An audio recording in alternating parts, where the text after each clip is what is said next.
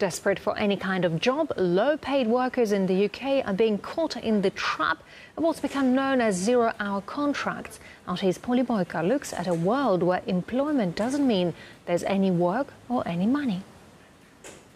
You have a job, but you don't know when you'll work or if you'll be paid.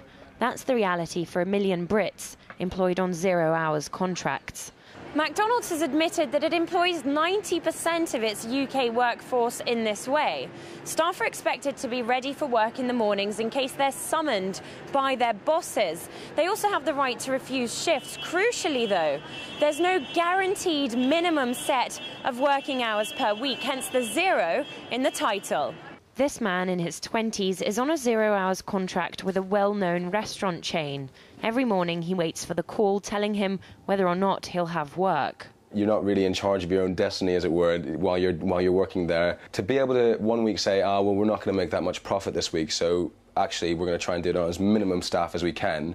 You guys can all be cut, and we'll just do it on 3 staff this week, is completely unfair.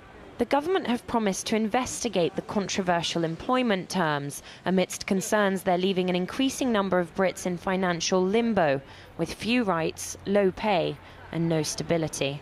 I was stuck in this job and had no guarantee of other jobs. I wasn't making enough money to pay the rent. I was falling behind on bills. The number of zero-hours contracts has shot up during the recession.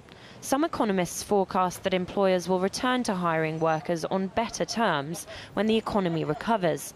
The trade unions aren't buying it. In recent months and years, we have started to see a growth of zero-hours contracts, particularly amongst public sector workers. No longer are these small groups of workers who are employed on temporary, casual employment. Now, in some sectors, this type of abusive employment relationship is becoming the norm. McDonald's, Sports Direct, Domino's and even Buckingham Palace are zero-hours employers.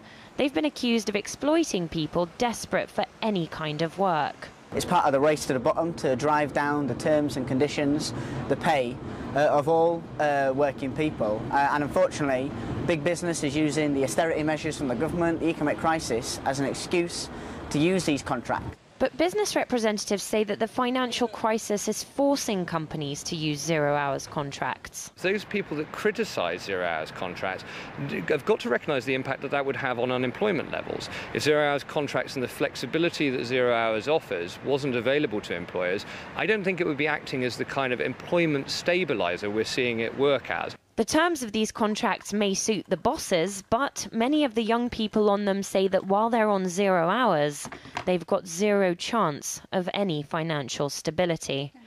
Do I think they have the wrong name? No, I think they should sound. I think they shouldn't sound any less extreme than they are, because whilst it doesn't happen that you don't have many 0 hours, you can sort of expect that at some point you may do.